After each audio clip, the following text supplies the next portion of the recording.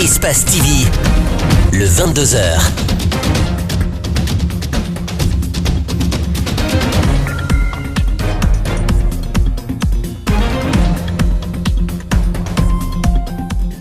Merci de choisir Espace TV pour vous informer. Bienvenue dans ce journal. Au sommaire, qui de Kalemodou Yansane et de Mamadou Batos Camara sera le maire de la commune de Matoto?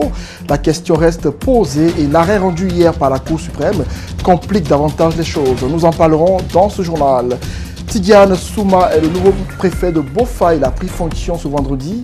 La cérémonie de passation de service a eu lieu en présence de plusieurs autorités de la localité de Bofa sous le regard de nos reporters. Explication dans un instant avec Mamadou Boy Diallo. La Cour pénale internationale a décidé ce vendredi la libération sous caution de Laurent Gbagbo et de Charles Blé Goudé. Les deux hommes pourraient atterrir en Belgique qui est prête à les recevoir. C'est tout pour les titres. Bonsoir à toutes et à tous et bienvenue dans ce journal. Contentieux électoral à Matoto, pas de solution pour l'heure. Pour ne pas arranger les choses, la Cour suprême s'est déclarée incompétente à juger cette affaire. Elle a renvoyé l'UFDG et le RPG Arc-en-Ciel devant les tribunaux compétents. Le candidat de l'UFDG, Kalemodou Yansane, s'est réjoui de cette décision. Pour lui, elle confirme sa victoire à la tête de la commune de Matoto. Djibril Ba et Mohamed Aloussen Camara se sont intéressés à ce sujet.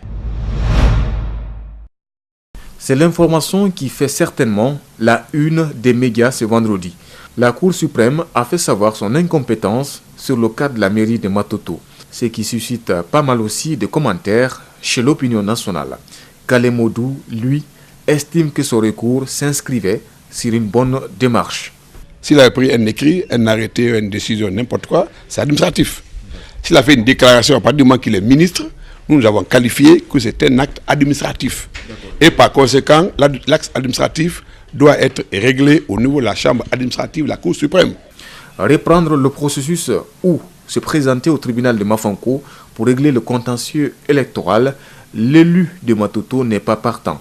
Il s'est dit victorieux après avoir eu un décompte en sa faveur, 23 sur 45 voix, a-t-il insisté. Celui-là qui n'est pas d'accord sur ce résultat et qui a déchiré les documents devant vous pour dire qu'il n'est pas d'accord, s'il n'est pas d'accord, au lieu de déchirer les documents, c'est lui qui doit aller au niveau du tribunal pour dire non, M. Yansane n'est pas élu, c'est moi qui suis élu. Il va avec ses preuves, là on peut répondre.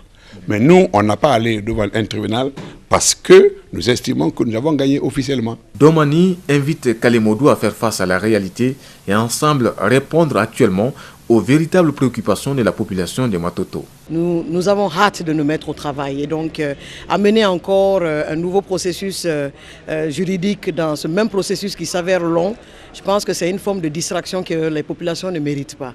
Alors que nous sommes à 3 jours de la date à laquelle les communales sont organisées, le processus d'installation des conseils communaux n'est toujours pas achevé.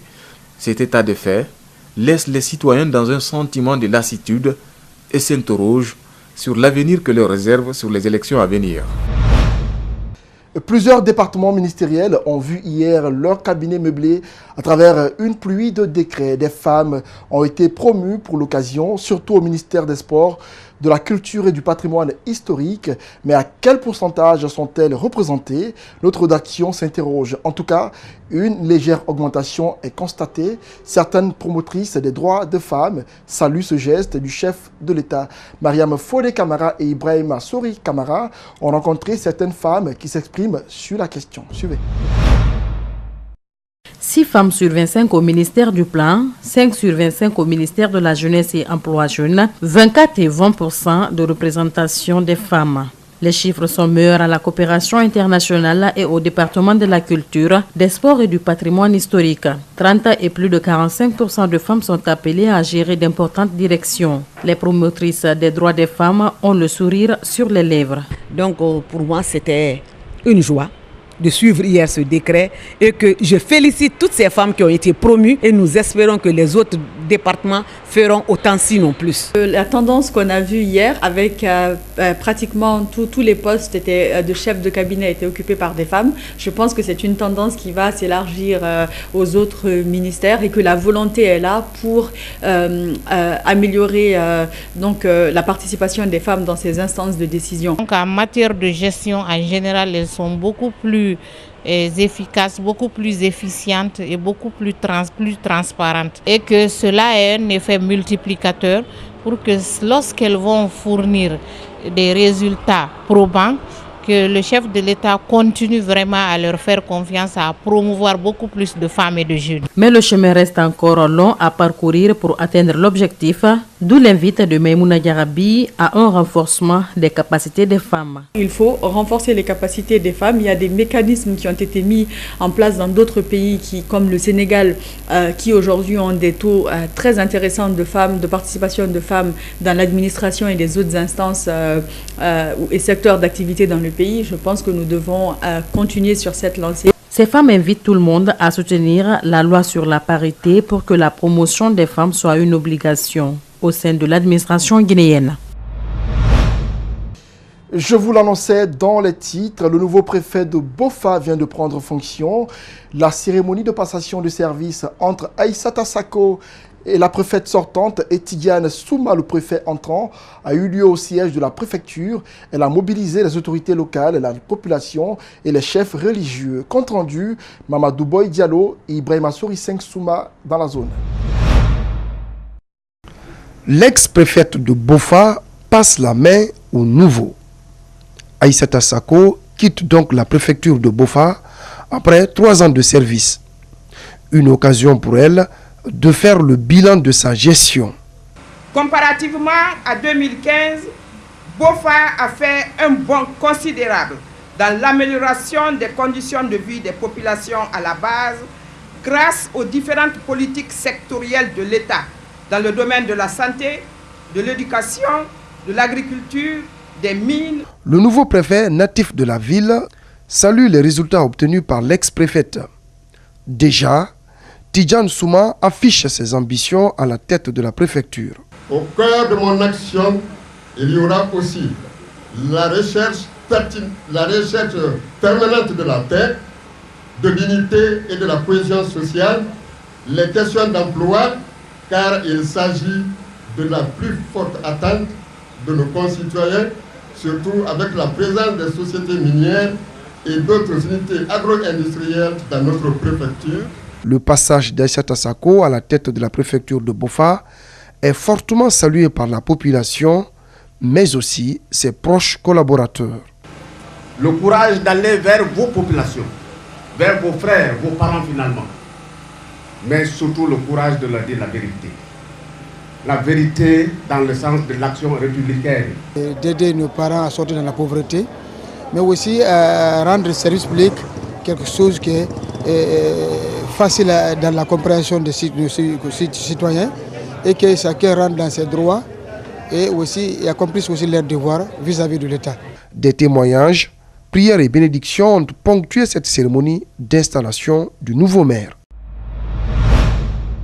Lutte contre les constructions anarchiques et occupation illégale des artères publiques, le ministère de la Ville en fait son cheval de bataille. La direction communale de l'habitat, de la construction et de l'urbanisme a procédé ce vendredi à l'arrêt des travaux de construction d'un immeuble à Matam en face du bureau de la commune. Il semble que le bâtiment ne possède aucun document autorisant sa construction. Alseni Bari, Yacouba Traoré. Nous sommes à Matam, en face de la mairie, un immeuble en chantier. Tout paraît normal, sauf que le propriétaire, selon le directeur communal de l'aménagement du territoire et de l'urbanisme, ne dispose pas de papier lui permettant de construire un tel édifice. Pas de permis, ni certificat de sondage, ni plan de structure et autres. D'ailleurs, c'est une ancienne concession qui y était. Le travail qui s'est fait, qui est en train de se dérouler n'est pas dans les normes, ne s'effectue pas dans les normes. Donc c'est un travail de grande envergure qui commence maintenant. On est déjà à la phase de l'excavation. La fondation n'a pas commencé encore. On ne sait pas jusqu'à combien de mètres la profondeur va atteindre. Et après ça, ils vont commencer à faire la fondation et puis monter maintenant de la surface. Donc ce travail gigantesque qui commence n'a pas été autorisé. N'a pas été autorisé. Voici pourquoi nous arrêtons les travaux. Sur place, des ouvriers et une machine en pleine activité. Ils sont arrêtés, la clé saisie et la machine remorquée. Ces travailleurs comprennent bien la démarche des autorités. Ils ne s'y opposeront pas. C'est ce que monsieur vient de dire, il a raison. Suivant des grands chantiers comme ça, il y a l'autorisation qui se présente. Même celui qui est dans la voiture, inutile de descendre, dire que c'est quoi. Ça trouverait que tu as vu l'autorisation de construire. Tu as vu? Donc je le rejoins, il a raison. Dans l'équipe qui a supervisé l'arrêt des travaux, un membre de la Commission nationale des inspections des immeubles, une commission mise en place par le président de la République après l'écroulement d'un immeuble à Korontine. Les gens font le petit malin. Quand vous quittez, il y en a qui travaillent. Par exemple, même ici, on a constaté que les gens travaillent la nuit. Donc, il y en a qui se cachent pour échapper.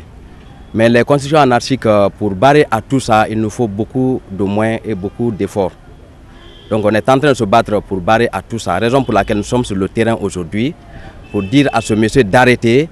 On n'a pas demandé autre chose qu'il se mette en règle, simplement.